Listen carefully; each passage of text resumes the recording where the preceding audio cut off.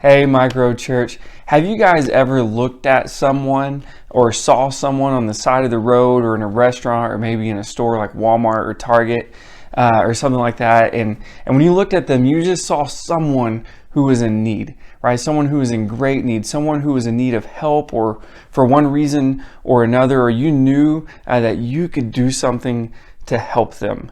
And you saw them and you're like, man, I can help them. But you started rationalizing in your head all these different reasons why you shouldn't. Maybe you thought, man, I need the money for my Starbucks this morning, or I don't have time to help them, or whatever the case may be. Or maybe you looked at them and you thought, man, they're just lazy, or they need to take a shower, or they can help themselves, pull themselves up by their own bootstrap like I did. The list can go on and on and on, right? When we try to rationalize these thoughts in our heads, and when we hear it, we think, man, that's harsh. That sounds really bad. But the reality is we've all been there before, right? We've all done things like that, or similar things. And in fact, just the other day, I was going to Walmart for something, and I saw someone holding a sign kind of out on the street corner, and I just drove by. I pulled up next to them at the stoplight, and they were holding their sign. I was like, don't make eye contact, don't make eye contact.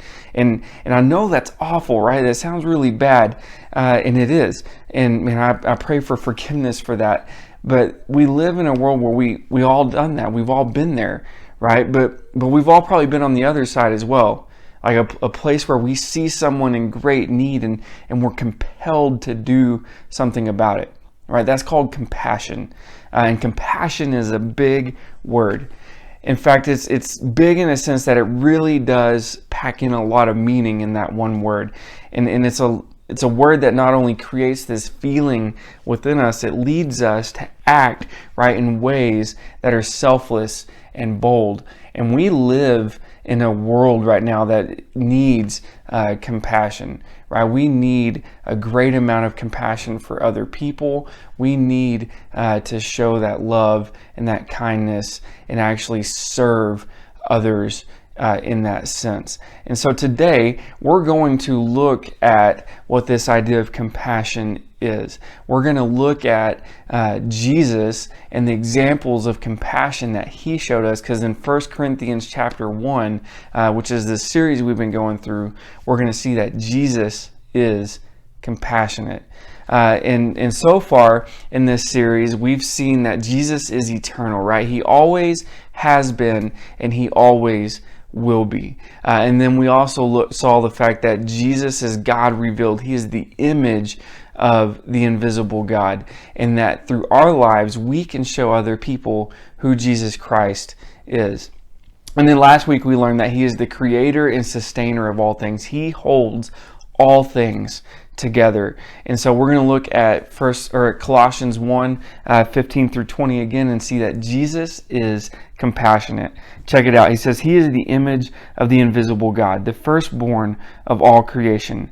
For by him all things were created in heaven and on earth, visible and invisible, whether thrones or dominions or rulers or authorities, all things were created through him and for him. And he is before all things, and in him all things hold together. He is the head of the body, the church. He is the beginning, the firstborn from the dead, that in everything he might be preeminent, that he's above all, he's sovereign, right? For in him all the fullness of God was pleased to dwell, and through him to reconcile to himself all things, whether things on earth or in heaven, making peace by the blood of his cross, right? And so we see here that Jesus wants to reconcile all things to him, right? He's compassionate about other people's. And the first thing that I want to do for you this morning or today is I want to define compassion for you, right? Dictionary.com defines compassion like this: a deep feeling of sympathy and sorrow for another who is stricken by misfortune. Right? So it's a deep feeling of sorrow and sympathy for another who is stricken by misfortune.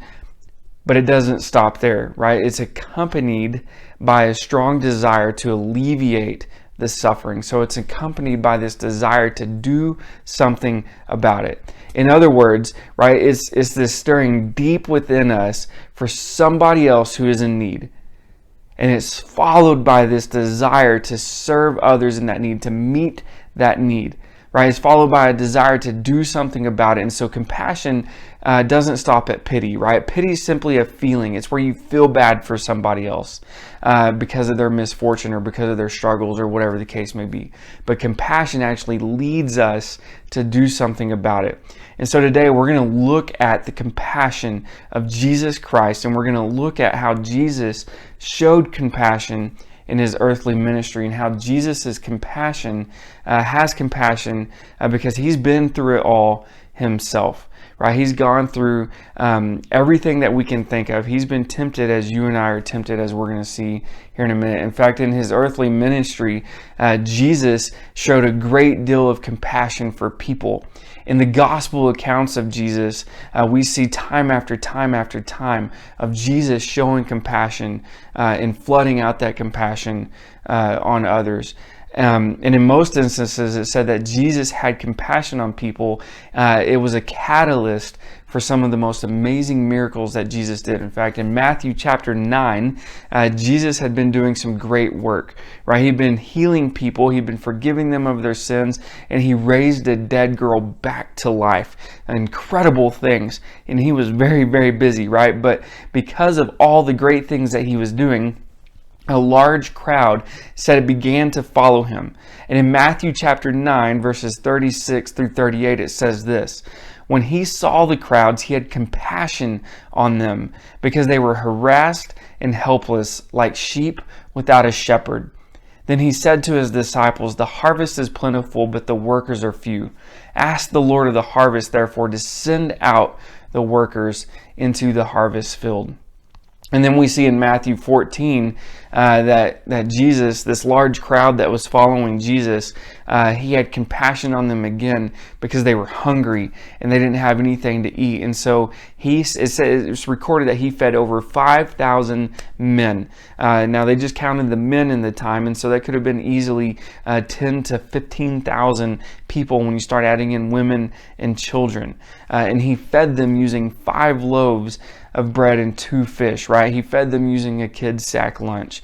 And in Matthew chapter 15, he did an encore miracle of this, where it said he fed 4,000 men simply because he had compassion on them and he felt for them. He saw a need and he was driven to meet that particular need and to show them that love and that compassion.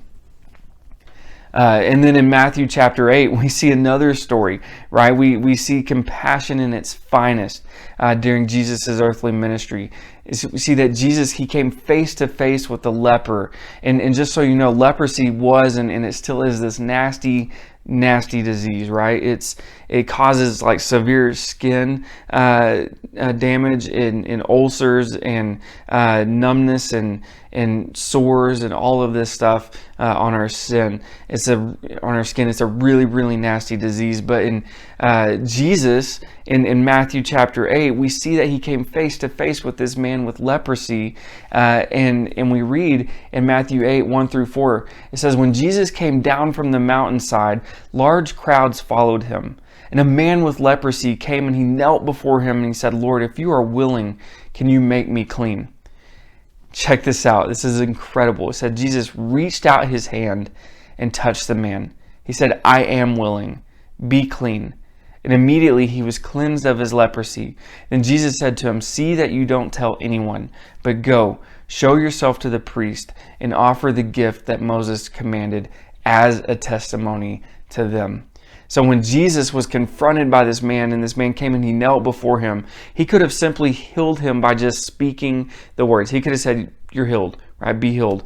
But his compassion for this man led him to reach out and actually touch him to heal him. And this shows a great amount of compassion because in the law of Moses, the people with leprosy, they were deemed as unclean, right? In Leviticus 13:45 through 46, we see that people who had leprosy were commanded to remove themselves from the rest of society because they were deemed as unclean. God's people couldn't be associated with them because of their uncleanliness. Meaning, since Jesus touched him, he would have been seen as unclean. But Jesus' compassion led him to actually reach out and put his hand on him and touch him to heal him. Right? Giving him his life back, giving him his dignity back as a person, right? And so his emotional well-being was given back to him. It's truly an awesome and amazing story of great compassion. But Jesus also showed compassion and displayed compassion during his earthly ministry on many occasions. And Jesus had compassion because the Bible tells us that he had been through what we've already been through. In Hebrews chapter 4, verse 15, it says, "For we do not have a high priest who is unable to empathize with our weaknesses, but we have one who has been tempted in every way, just as we are, yet he did not sin." Right? I don't know about you, but this is incredible to think about. It's incredible because Jesus can sympathize and can understand our weaknesses and our situations because he'd been through it all. Right? He's already been tempted the same way that we've been tempted. He's gone through the struggles that we've gone through. And typically when you experience something firsthand, right, when you've gone through something yourself, you're more compassionate about other people who are going through that same thing. And so Jesus, he had already been there. He'd already done that. Right? He knows what you and I are going through, and he can understand it better than we can. And so my encouragement for you is this: to simply rest in his compassion, right? Rest in his compassion for you, that he understands what you've gone through. He understands your struggles. He's been there, he's done that, and he's willing to do something about it. He's just not going to sit idly by. And so here in a little bit, I want to encourage you to find someone and spend some time talking to them and praying with them about compassion and about the compassion that Jesus showed us and how that can lead us to be selfless and bold in showing compassion to others. But this week, I also want you to look over those passages of Scripture in Matthew that we talked about and that I mentioned earlier. And I want you to see how Jesus displayed his compassion on other people and how we can seek out to have compassion for others as well. I hope you have a great week.